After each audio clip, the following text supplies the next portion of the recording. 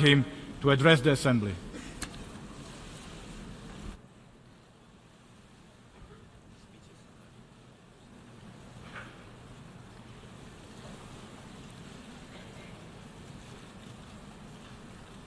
Mr. Secretary General, Mr. President, world leaders, and distinguished delegates, welcome to New York.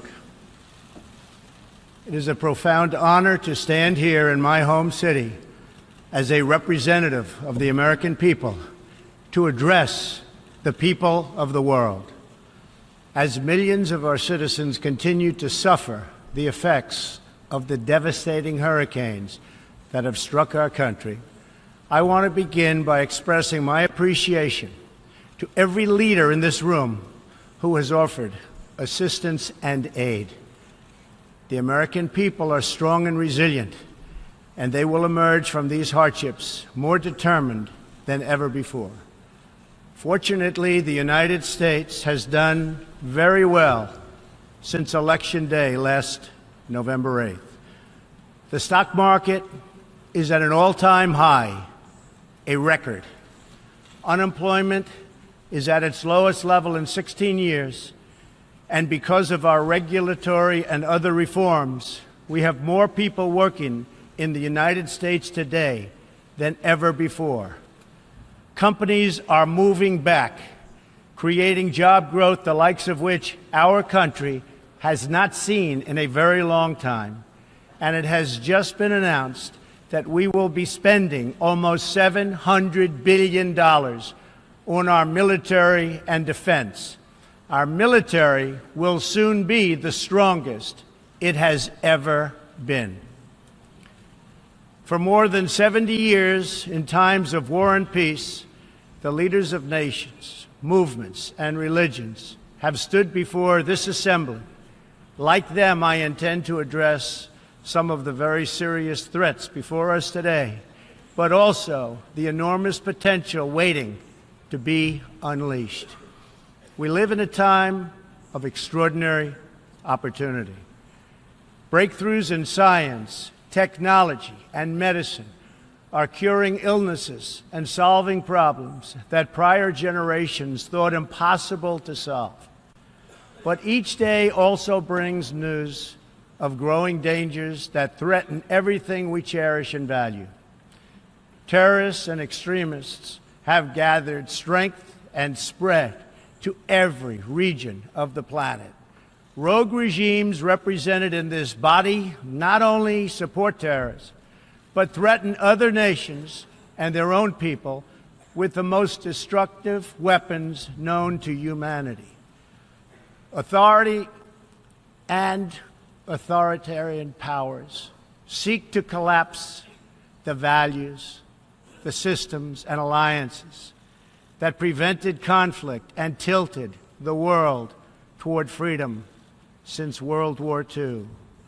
International criminal networks traffic drugs, weapons, people, force dislocation and mass migration, threaten our borders, and new forms of aggression exploit technology to menace our citizens.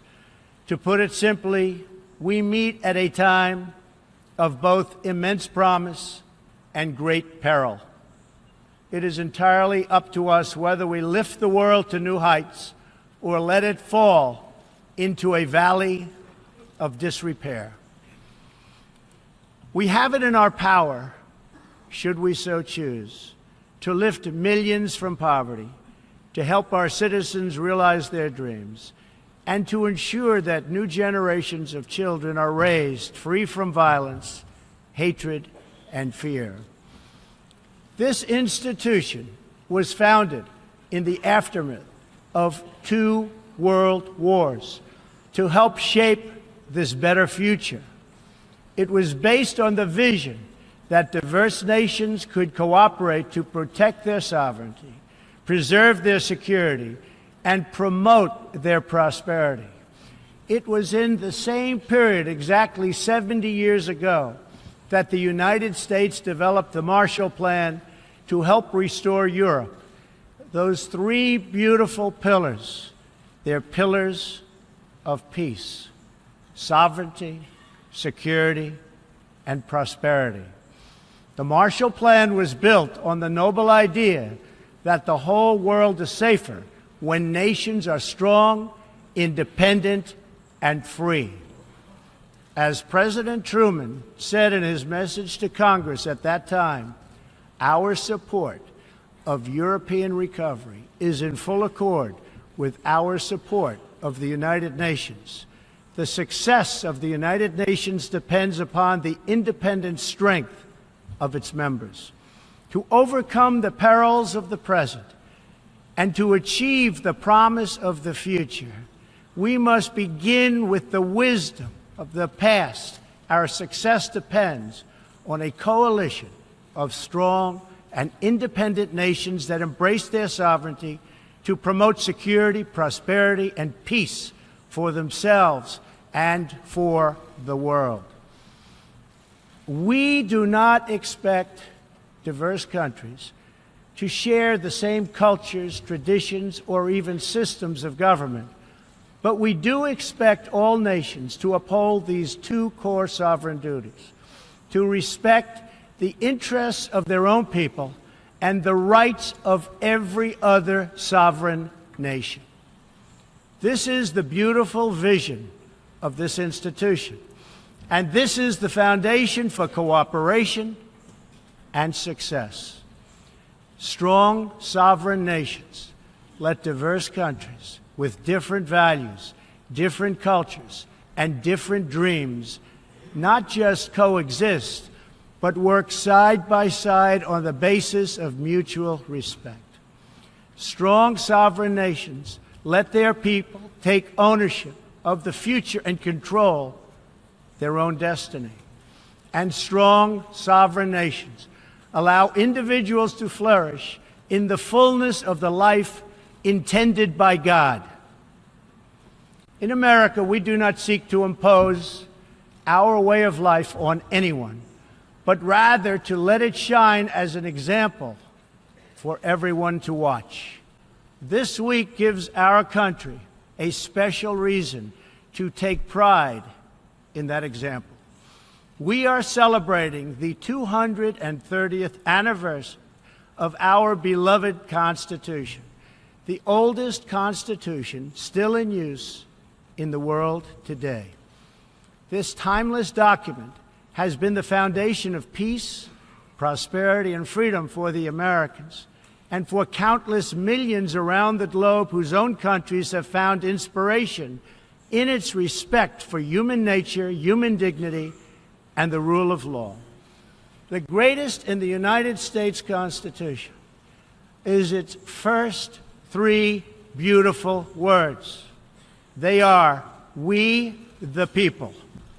Generations of Americans have sacrificed to maintain the promise of those words, the promise of our country and of our great history.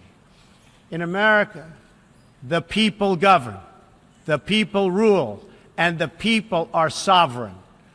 I was elected not to take power, but to give power to the American people where it belongs. In foreign affairs, we are renewing this founding principle of sovereignty. Our government's first duty is to its people, to our citizens, to serve their needs, to ensure their safety, to preserve their rights, and to defend their values. As President of the United States, I will always put America first, just like you, as the leaders of your countries, will always and should always put your countries first.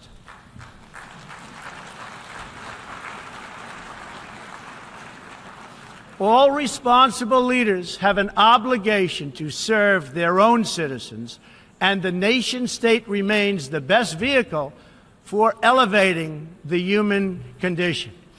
But making a better life for our people also requires us to work together in close harmony and unity to create a more safe and peaceful future for all people. The United States will forever be a great friend to the world, and especially to its allies. But we can no longer be taken advantage of or enter into a one-sided deal where the United States gets nothing in return. As long as I hold this office, I will defend America's interests above all else. But in fulfilling our obligations to our own nations, we also realize that it's in everyone's interest to seek a future where all nations can be sovereign, prosperous, and secure. America does more than speak for the values expressed in the United Nations Charter. Our citizens have paid the ultimate price to defend our freedom and the freedom of many nations represented in this great hall.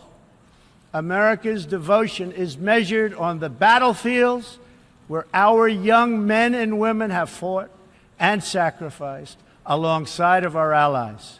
From the beaches of Europe to the deserts of the Middle East to the jungles of Asia.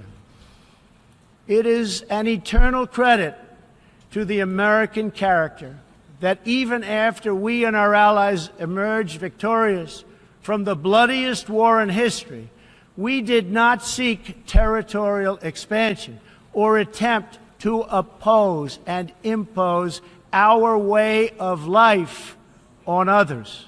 Instead, we helped build institutions such as this one to defend the sovereignty, security, and prosperity for all. For the diverse nations of the world, this is our hope. We want harmony and friendship, not conflict and strife. We are guided by outcomes, not ideology. We have a policy of principled realism rooted in shared goals, interests, and values. That realism forces us to confront a question facing every leader and nation in this room. It is a question we cannot escape or avoid. We will slide down the path of complacency, numb to the challenges, threats, and even wars that we face. Or do we have enough strength and pride to confront those dangers today so that our citizens can enjoy peace and prosperity tomorrow? If we desire to lift up our citizens, if we aspire to the approval of history, then we must fulfill our sovereign duties to the people we faithfully represent. We must protect our nations, their interests, and their futures.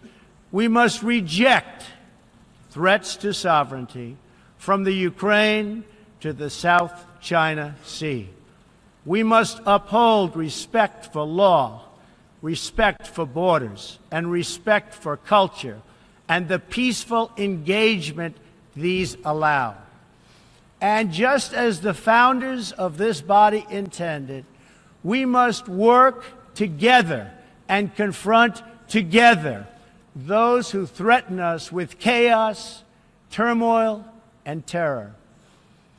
The scourge of our planet today is a small group of rogue regimes that violate every principle on which the United Nations is based. They respect neither their own citizens nor the sovereign rights of their countries. If the righteous many do not confront the wicked few, then evil will triumph. When decent people and nations become bystanders to history, the forces of destruction only gather power and strength. No one has shown more contempt for other nations and for the well-being of their own people than the depraved regime in North Korea. It is responsible for the starvation deaths of millions of North Koreans and for the imprisonment, torture, killing, and oppression of countless more. We were all witness to the regime's deadly abuse when an innocent American college student, Otto Warmbier, was returned to America only to die a few days later. We saw it in the assassination of the dictator's brother using banned nerve agents in an international airport. We know it kidnapped a sweet 13-year-old Japanese girl from a beach in her own country to enslave her as a language tutor for North Korea's spies. If this is not twisted enough, now North Korea's reckless pursuit of nuclear weapons and ballistic missiles threatens the entire world with unthinkable loss of human life. It is an outrage that some nations would not only trade with such a regime, but would arm, supply, and financially support a country that imperils the world with nuclear conflict. No nation on earth has an interest in seeing this band of criminals arm itself with nuclear weapons and missiles. The United States has great strength and patience, but if it is forced to defend itself or its allies, we will have no choice but to totally destroy North Korea. Rocket Man is on a suicide mission for himself and for his regime. The United States is ready, willing, and able, but hopefully this will not be necessary. That's what the United Nations is all about. That's what the United Nations is for. Let's see how they do. It is time for North Korea to realize that the denuclearization is its only acceptable future. The United Nations Security Council recently held 2 unanimous 15-0 votes adopting hard-hitting resolutions against North Korea, and I want to thank China and Russia for joining the vote to impose sanctions along with all of the other members of the Security Council. Thank you to all involved.